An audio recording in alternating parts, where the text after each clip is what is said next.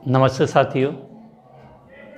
हमने अपनी last class में आवर्त सारणी कैसे बनाते हैं उसके बारे में सीखा था। वहाँ पर हमने ये बात की थी आवर्त सारणी की रूपरेखा क्या है, आवर्त सारणी को कितने ब्लॉक में बांटा गया है, कौन सा ब्लॉक आवर्त सारणी में कहाँ स्थित है। शॉर्ट में हमने इसके बारे में बात की थी। अब अगर हम आज बात करना चाहें तो किसी भी परमाणु में इलेक्ट्रॉन की स्थिति बताने के लिए कितनी क्वांटम संख्या होती है, हमने पढ़ी थी 4। किसी भी परमाणु में इलेक्ट्रॉन की स्थिति बताने के लिए 4 क्वांटम संख्या की आवश्यकता होती है। 4 क्वांटम संख्या में जो पहली क्वांटम संख्या होती है उसको हम बोलते हैं मुख्य क्वांटम संख्या, जिसको हम n से रिप्रेजेंट करते हैं और वो कोष को बताती है। और प्रत्येक कोष में अनेक उपकोष होते हैं जैसे SPDF, और इन्हीं SPDF उपकोष के आधार पर किसी तत्व का इलेक्ट्रॉनिक विन्यास लिखा जाता है। और इलेक्ट्रॉनिक विन्यास और तत्व के गुणों के आधार पर हमने आवर्त सारणी को 4 ब्लॉक में डिवाइड किया है। पहला S ब्लॉक, फिर P ब्लॉक, D ब्लॉक और F ब्लॉक। तो इतना से याद होना चाहिए कि आवर्त सारणी को जो हमने 4 ब्लॉक में डिवाइड किया है वो किसके आधार पर, तत्व के इलेक्ट्रॉनिक विन्यास और उसके गुणों के आधार पर। तो उसमें पहला ब्लॉक हम क्या पढ़ते हैं, S ब्लॉक। तो उसकी हम बात स्टार्ट करते हैं। तो सबसे पहले मैं यहाँ लिख रहा हूँ आपका S ब्लॉक।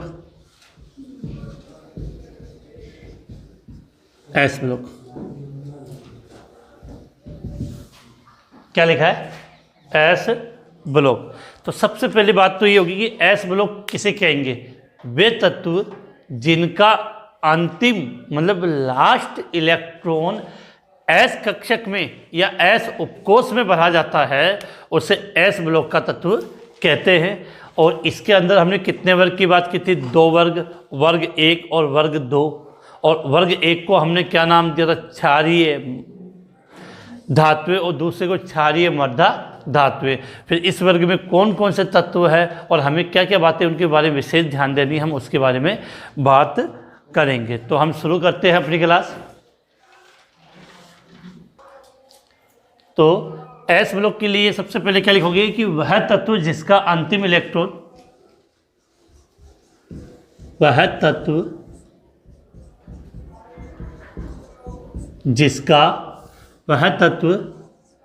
जिसका अंतिम इलेक्ट्रॉन S उपकोष में प्रवेश करता है, वह तत्व जिसका अंतिम इलेक्ट्रॉन S उपकोष में प्रवेश करता है उसे S ब्लॉक के तत्व कहते हैं। S ब्लॉक के तत्व कहते हैं। अब इसके बाद आपको याद करना है कि S ब्लॉक में आवर्त सारणी के वर्ग कितने आते हैं, 2। तो S ब्लॉक में आवर्त सारणी में वर्ग की बात करें तो 2 वर्ग आएंगे, वर्ग नंबर 1 और वर्ग नंबर 2। S ब्लॉक में आवर्त सारणी के कितने वर्ग आते हैं, वर्ग 1 और वर्ग 2। तो S ब्लॉक में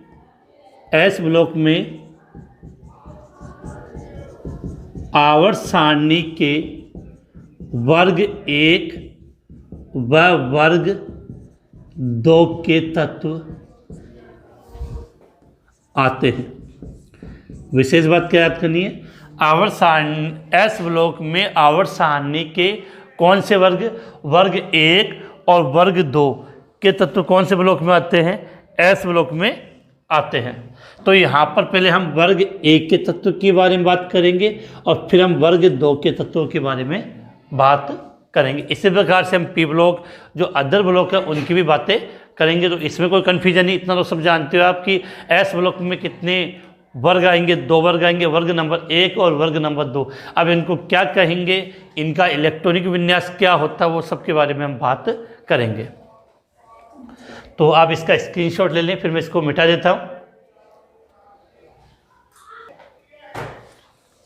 अब देखो, अपने ये दोनों वर्ग के बारे में, तत्वों के बारे में हम थोड़ा डिटेल से बात कर लेते हैं, जहाँ से अपने कुछ अच्छे क्वेश्चन बनते हैं उसकी भी हम बातें कर लेंगे। तो सबसे पहले यहाँ मैं आपका स्टार्ट कर रहा हूँ, यहाँ से वर्ग नंबर 1, वर्ग नंबर 1। और हमने ये बात हुई थी कि वर्ग 1 के तत्वों को आप क्या कहते हो, क्षार धातुएं। क्या, वर्ग 1 के तत्वों को क्या कहते हैं, क्षार धातुएं। अब वर्ग 1 में तत्व कौन कौन से थे, तो पहले इनको मैं एक याद करने का तरीका लिख रहा हूँ, उससे आप इजीली इनको लन याद कर सकते हो। एक क्रमवाइज के अनुसार क्या था, हे, ली, ना, की, रबड़ी, सस्ती, फ्री। क्या लिखा है, हे, ली, ना, की, रबड़ी, सस्ती, फ्री। ये जरूरी नहीं आप इसी लाइन से याद करो, आपको जो तरीका आता है आप उससे याद कर सकते हो। वर्ग नंबर 1 क्षार धातुएं। अब क्षार धातु को याद करने का तरीका क्या हो गया, वर्ग 1 को हे, ली, ना, की, रबड़ी, सस्ती, फ्री। तो अगर हम समझे यहाँ पे, तो हे का मतलब हाइड्रोजन, याद करो, हाइड्रोजन। हे का मतलब क्या हो गया, हाइड्रोजन। और हाइड्रोजन को हम किससे लिखेंगे, एस से। तो हो जाएगा हे, ली, ना, की, रबड़ी, सस्ती, फ्री। है, ली, ना, की, रबड़ी, सस्ती, फ्री। तो एच का मतलब हाइड्रोजन, ली का मतलब लिथियम, ना का मतलब सोडियम, के का मतलब पोटेशियम, आर का मतलब, आर का मतलब रुबेडियम, सी एच का मतलब सीजियम, और एफ आर का मतलब फ्रेंसियम। एफ आर का मतलब फ्रेंसियम। तो ये आपको नाम बिल्कुल अच्छी तरीके से याद होने चाहिए कि वर्ग 1 के तत्व की जब हम बात करें, किसके, वर्ग 1 की क्षार धातु की बात करें, तो क्या था, हे, ली, ना, की, रबड़ी, सस्ती, फ्री। आपको और कोई तरीके से अगर याद हो तो कमेंट से मैं आप ज़रूर बताएं, मुझे भी पता चल जाएगा आपने किस किस तरीके से इनको याद किया। तो कमेंट्स करना ना भूलें। और ये आपका अपना चैनल है, अगर आपने इसको अभी तक सब्सक्राइब नहीं किया है तो ज़रूर सब्सक्राइब करें और बेल वाले आइकॉन पर क्लिक करना ना भूलें। इसके अलावा अपने जितने भी सहपाठी और साथी हैं उनको ज़रूर इस ऑनलाइन क्लास का लिंक शेयर करें। तो है, ली, ना, की, रबड़ी, सस्ती, free. Hydrogen, lithium, sodium, potassium, rubidium, caesium और फ्रेंसियम, ये वर्ग 1 के तत्व हो गए। अब पहली बात तो यहाँ पर ये बनेगी, जो मैं आपको समझा दूँ, कि इस वर्ग में हाइड्रोजन को छोड़ के बाकी सब की सब धातु होती है। हाइड्रोजन क्या होती है, गैस होती है। तो इसको अगर आप लिखना चाहो तो हम यहाँ पर इसको अलग से रिप्रेजेंट कर लेते हैं कि आपका जो हाइड्रोजन है, हाइड्रोजन है वो तो क्या आपकी अधातु, हाइड्रोजन तो क्या है, अधातु। इसके अलावा जितने भी ये तत्व है वो सब के सब क्या होते हैं, धातु होते हैं। हाइड्रोजन तो आपका क्या है, अधातु है, बाकी सब के सब क्या है, धातु है। तो यहाँ से एक बात सुन लेना कि वर्ग 1 के तत्वों को हम क्षार धातुएं कह रहे हैं। तो जब हम क्षार धातु की बात करेंगे तो ये लिथियम से लेकर केवल किसकी बात होगी, आपकी फ्रेंसियम की बात होगी। किसकी होगी, लिथियम से फ्रेंसियम तक की ही बात होगी, इससे आगे बात नहीं होगी। तो याद रखना कि हाइड्रोजन वर्ग 1 का तत्व है, लेकिन इसको हम क्षार धातु नहीं कहते, क्योंकि क्षार धातु लिखा है, जबकि हाइड्रोजन क्या है, अधातु। तो अगर आपसे क्षार धातु पूछी जाए तो फिर ये 6 तत्व होंगे, 1 2 3 4 5 6। अगर क्षार धातु की बात करें तो ये क्या नहीं होगा, आपका नहीं होगा, कौन सा, हाइड्रोजन। इसके बाद आपसे एक विशेष बात यहाँ पर कर लें कि वर्ग 1 है, अगर ये क्वेश्चन तो चलो मैं अलग से लिखा दूंगा, उनको क्षार धातु क्यों कहते हैं। अब यहाँ से बात करें कि वर्ग एक के तत्वों का जो सामान्य इलेक्ट्रॉनिक विन्यास होता है, वर्ग एक के तत्वों का या क्षार धातु का जो सामान्य इलेक्ट्रॉनिक विन्यास होता है वो ये होता है कि इनसे पहले एक अक्रिय गैस जो हो सकती है वो हो जाएगी, फिर NS1, N का मतलब कोस, कि ये कौन से कोस में है, N का मतलब हम किसकी बात करें, कौन से कोस में है उसका मान। बाकी इन सब में S ब्लॉक में कितना इलेक्ट्रॉन आएगा, S उपकोष में 1 इलेक्ट्रॉन आएगा। जैसे अगर आपको हाइड्रोजन का इलेक्ट्रॉनिक विन्यास लिखना, किसका इलेक्ट्रॉनिक विन्यास लिखना है, हाइड्रोजन का इलेक्ट्रॉनिक विन्यास लिखना है, तो ये पहले कोष में आता है, तो यहाँ लिख दिया मैंने 1s1। अगर मुझे किसका इलेक्ट्रॉनिक विन्यास लिखना, लिथियम, तो लिथियम से पहले अक्रिय गैस कौन सी आती है आपकी, हीलियम, तो हीलियम लिख दिया। अब देखो ये पहले कोष में है तो ये दूसरे कोष में, तो कुछ दिमाग नहीं लगाना, यहाँ पे लिख देंगे 2s1। अगर सोडियम का इलेक्ट्रॉनिक विन्यास लिखना है तो सोडियम से पहले अक्रिय गैस कौन सी आती है, नियोन। अभी कौन से में, ये कौन से कोर्स में, 1 2 3, तो 3s1। अगर पोटेशियम की बात करें तो नियोन लिख दिया, यहाँ पर आ जाएगा 4s1। अब रुबेडियम की बात करें, यहाँ पे क्या आएगा, आर्गन आएगा। रुबेडियम से पहले जो अक्रिय गैस आती है वो कौन सी आती है, क्रिप्टोन आती है। कौन सी आती है, क्रिप्टोन, तो यहाँ आ जाएगा आपका 5s1। सीजियम से पहले अक्रिय गैस कौन सी आती है आपकी, जिनोन, तो ये हो जाएगा 6s1। फ्रेंसियम से पहले अक्रिय गैस कौन सी आती है आपकी, रेडोन, 7s1। तो इन सब का इलेक्ट्रॉनिक विन्यास फिक्स है बेटा, कोई कंफ्यूजन नहीं है। इनसे पहले, चलो इसको थोड़ा साफ कर दो कि साफ ढंग से नजर नहीं आ रहा है, इनसे पहले कौन सी अक्रिय गैसें होती है वो हमें पता होनी चाहिए, 7s। इसके अलावा देखो अगर आप सीखना चाहो तो इन सब का इलेक्ट्रॉन परमाणु क्रमांक है वो हमें पता होना चाहिए।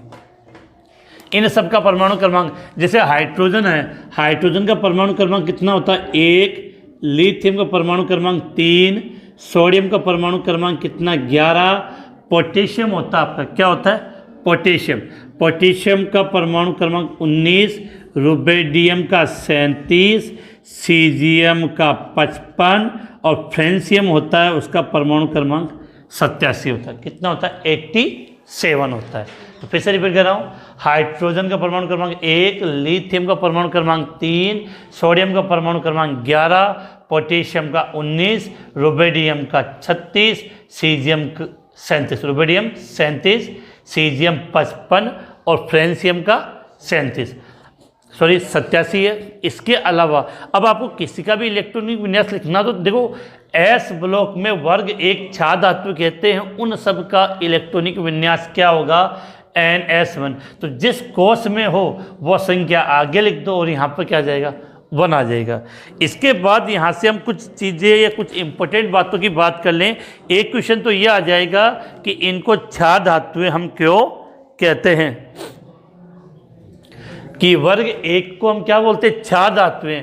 तो उसका आंसर तो आप ये लिख सकते हो कि वर्ग एक के तत्व हाइड्रोजन को छोड़ के, क्योंकि इसको तो हम क्षार धातु में वैसे भी काउंट नहीं करेंगे, तो वर्ग ये तत्व जल के साथ क्रिया करके कास्टिक बनाते, कास्टिक का मतलब क्षार बनाते, इस कारण से इनको क्या नाम दिया, क्षार धातु। तो यहाँ लिख सकते हैं कि ये तत्व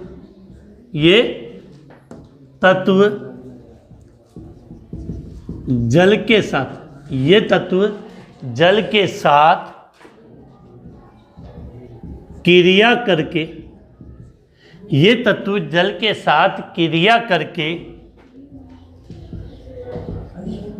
कास्टिक बनाते हैं।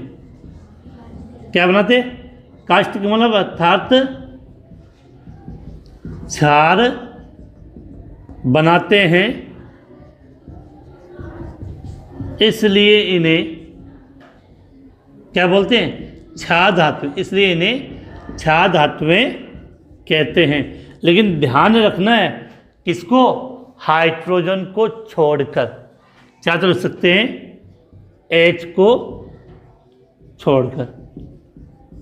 अब इसी का एग्जांपल मैं समझा दूं, कुछ विशेष बातें, जैसे आपने ये नाम सुना होगा NaOH, सोडियम हाइड्रोक्साइड, क्षार होता है।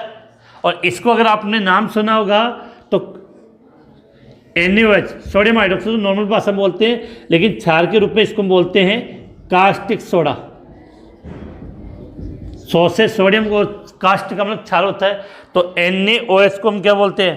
Caustic soda.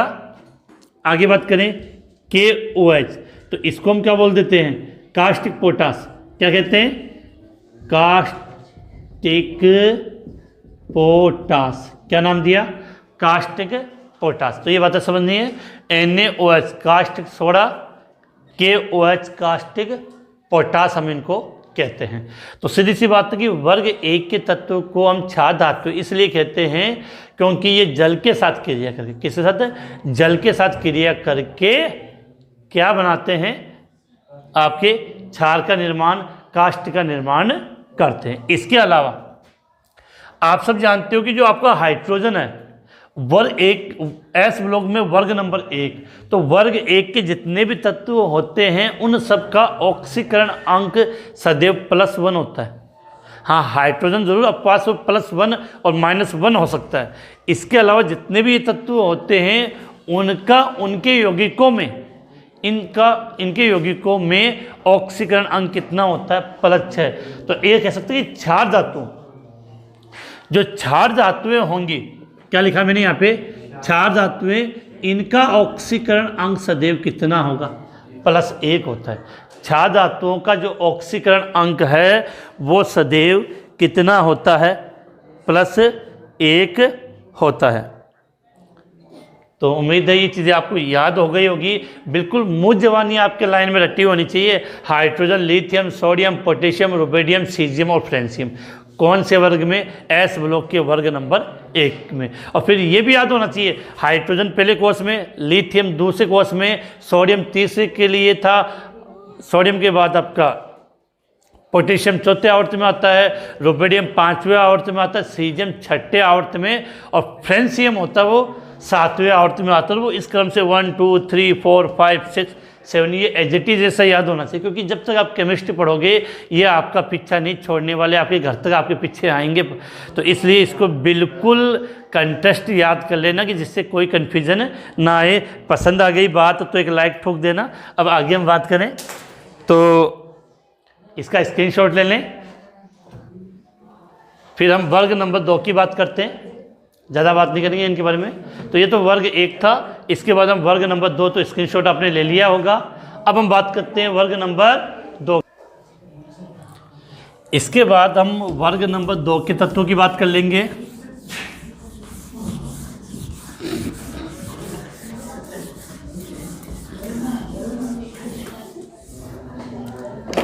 इसके बाद यहाँ मैं लिख रहा हूँ वर्ग नंबर 2, और जो वर्ग नंबर 2 होता है उसको आप क्या कहते हो? क्षारीय मृदा धातुएं। वर्ग 2 को हम क्या कहेंगे? क्षारीय मृदा धातुएं। अब वर्ग 2 की जब हमने बात की क्षारीय मृदा धातुओं की, तो यहाँ से याद करना कि वर्ग 1 में तत्व थे आपके 7, वर्ग 2 में तत्व की संख्या होगी 6, तो 1 कम होगा, तो उसमें हाइड्रोजन के सामने का पोर्शन कम होता है। फिर नीचे वो लिथियम के साथ आता है बेरिलियम।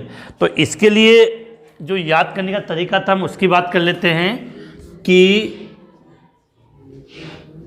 जिस तरीके से हमें याद करना, तो याद करना कि हाइड्रोजन के सामने वाला पोर्शन तो खाली रहेगा, उसके नीचे से स्टार्ट करूँ थोड़ा सा। इसके लिए लाइन थी कि बेटा मांगे कन्या सुंदर बाप रोए। क्या लिखा है? बेटा मांगे कन्या सुंदर बाप रोए। क्या ना कि हिंदुस्तान में चाहे छोरो कितो ही काड़ो हुआ है, लेकिन छोरी तो गोरी चाहिए। तो वो बात है कि बेटो पढ़ो तो हो गोनी और कन्या विज्ञान कीजिए शादी के लिए सुंदर। अब बात तो क्या चला है? तो लाइन के थी बेटा मांगे कन्या सुंदर बाप रोए।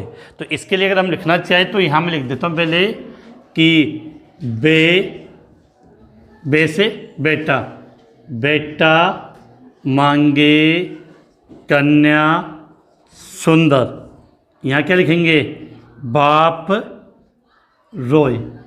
क्या लिखा, बेटा मांगे कन्या सुंदर बाप रोए। तो इसका मतलब क्या था, दो बी का मतलब किसके लिए लेते हैं हम, बेरेलियम। Beryllium, beryllium. एम जिससे का मतलब क्या हुआ, मैग्नीशियम। सी ए का मतलब, तो बात करें तो beryllium, magnesium, calcium, strontium, B A barium, R A radium. यहाँ मैं आपको एक चीज़ एकदम क्लियर कर दूँ, यहाँ से कन्फ्यूजन मत करना कि बी ई बेरेलियम होता है, B E beryllium, B A barium, B A barium होता है। अब देखो इनका परमाणु क्रमांक की बात करें तो आपको पता हो कि जो हमने अभी वर्ग नंबर एक के तत्वों का जो परमाणु क्रमांक लिखा था उसके जस्ट आगे वाला होता है। वैसे अगर आप इनको डायरेक्ट याद कर लोगे तो परमाणु क्रमांक तो उससे तो अच्छी कोई बात हो ही नहीं सकती। तो लिए इनके लिए हम कुछ समझते हैं यहाँ थोड़ा सा कि बेरिलियम की बात करें तो बेरिलियम का परमाणु क्रमांक होता है 4, मैग्नीशियम का 12, कैल्शियम का 20, स्ट्रांसियम का 38, बेरियम का 56 और रेडियम का 88।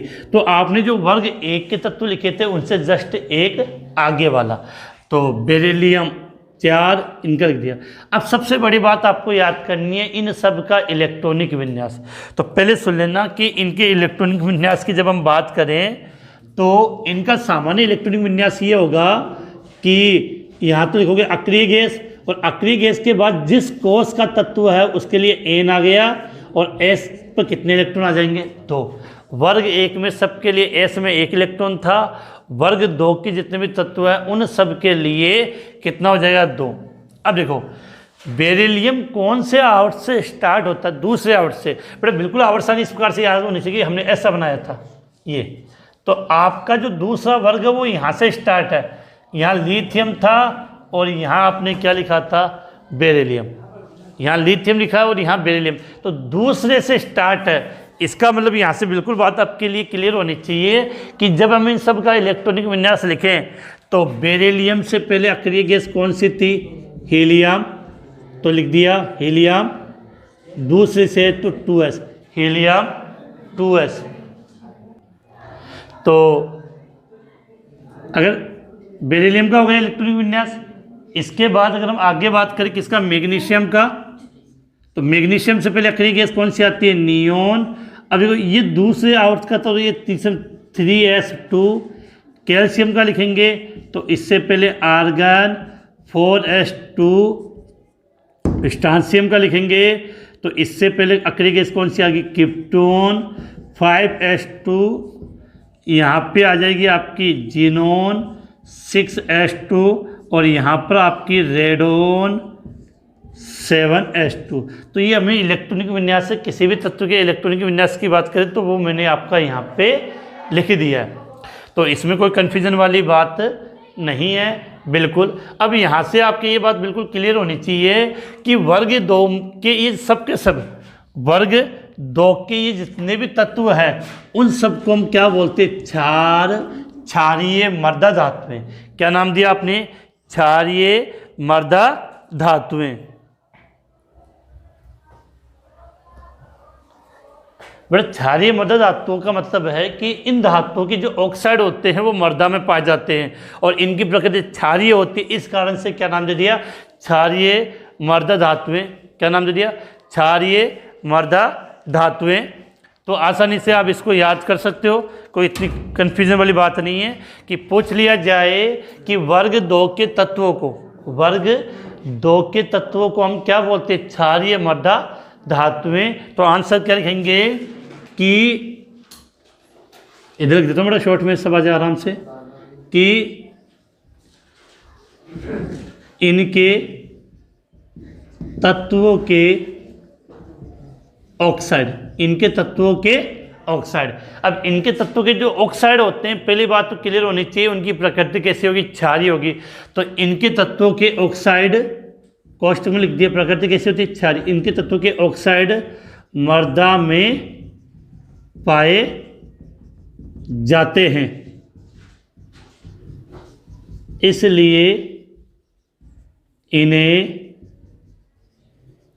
क्षारीय मृदा धातुएं कहते हैं। कुल कितनी होती है, 6। कितनी हो गई, 6 हो गई। इसके अलावा यहाँ से ये बात आपके माइंड में बिल्कुल क्लियर कर लेना कि वर्ग 2 के सभी तत्वों का उनके यौगिकों में जो ऑक्सीकरण अंक होता है वो कितना होता है, +2। वर्ग 2 के तत्वों का उनके यौगिकों में ऑक्सीकरण अंक चैप्टर नंबर 8 जो मैंने आपको ऑनलाइन पढ़ा दिया है, +2 होता है। इसके अलावा एक बात और विशेष बता दूं, जो स्टूडेंट नए हैं आपको इस ऑनलाइन क्लास के डिस्क्रिप्शन में एक व्हाट्सएप ग्रुप का लिंक मिल जाएगा, जिसको आप ज्वाइन कर लो, जिससे आपको 11th क्लास की केमिस्ट्री संबंधी बहुत सी महत्वपूर्ण सूचनाएं हैं वो टाइम टू टाइम मिलती रहेगी। तो उस व्हाट्सएप ग्रुप का जो लिंक है वो नीचे दिया गया है। तो ये था वर्ग 2। वर्ग 2 को हम क्या बोलते हैं, क्षारीय मृदा धातुएं।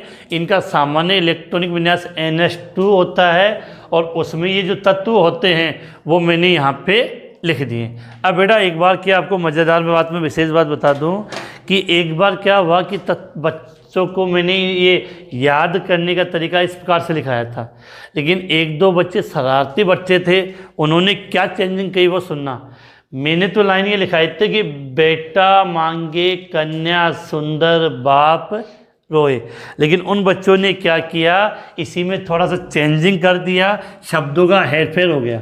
बोलते हैं ना शब्दों के हेरफेर में मामला बिगड़ जाता है, तो यहाँ पर कर दिया बाप और नीचे कर दिया बेटा, तो पूरा सेंटेंस बिगड़ गया। अब बिना बोले आप समझ गए क्या हो गया, बाप मांगे कन्या सुंदर बेटा रोए।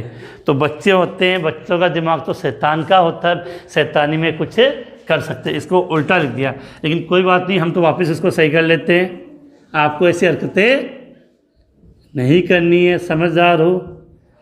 तो ये क्या लिखा मैंने, वर्ग 2 के तत्व, वर्ग 2 के तत्व। तो वर्ग 2 के तत्व आराम से याद हो जाने चाहिए, नाम के अकॉर्डिंग बिल्कुल अंगुलियों पे याद होने चाहिए।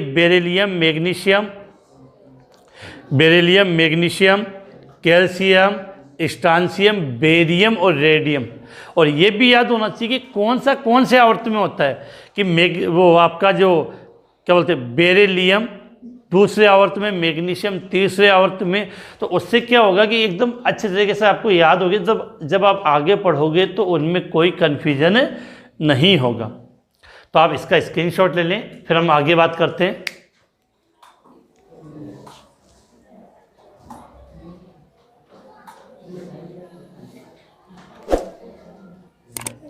तो स्क्रीनशॉट हो गया सभी का। अब देखो आगे, तो ये था वर्ग 1 और वर्ग 2। अब आपको क्या करना है वो मेरी बात सुन लो, आपके माइंड में सदैव छाप छप जानी चाहिए कि आवर्त सारणी की जब हम बात करें, आवर्त सारणी की जब हम बात करें तो आवर्त सारणी का एस ब्लॉक में वर्ग 2 होंगे, आवर्त सारणी के एस ब्लॉक में वर्ग 2 होंगे। अब 2 वर्ग को आप सीधी सी बात है इस प्रकार से एकदम क्लियर होनी चाहिए, मान ये लाइन खींचिए। अब पहला वर्ग में एक तत्व एक्स्ट्रा होगा और दूसरे तत्व में एक तत्व कम होगा, ये लाइन इस प्रकार से होनी चाहिए। 1 2 3 4 5 6 और ये 7, ये कंप्लीट लाइन होनी चाहिए इस प्रकार से। आपकी 7 हो गया और बीच में से डिवाइड कर दिया इस प्रकार से। तो ये आपका, आपने इसको वर्ग नंबर 1 और इसके साइड वाले को आप दे दोगे वर्ग नंबर 2। ये तो गया वर्ग नंबर 1 और ये वर्ग नंबर 2। अब यहाँ पर आपके इनको तत्वों के नाम बिल्कुल मुँह जवानी याद होने चाहिए थे, तो हमने लाइन क्या रखी थी याद करने के लिए, हे ली ना की रबड़ी सस्ती फ्री।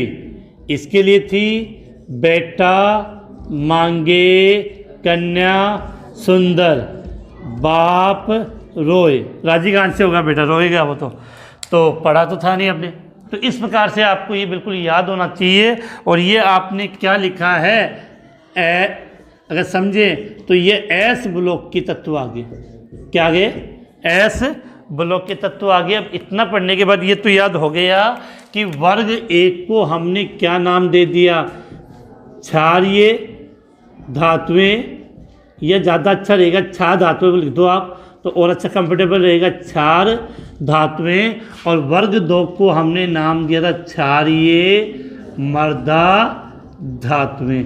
बड़ा एक चीज़ मैं आपको यहाँ बता दूँ जो मुझे याद आ गई, जो इम्पोर्टेंट भी है कि देखो, एक तो होती है धातु, धातु है वो ऑक्साइड बनाएगा, और एक होता है अधातु ऑक्साइड।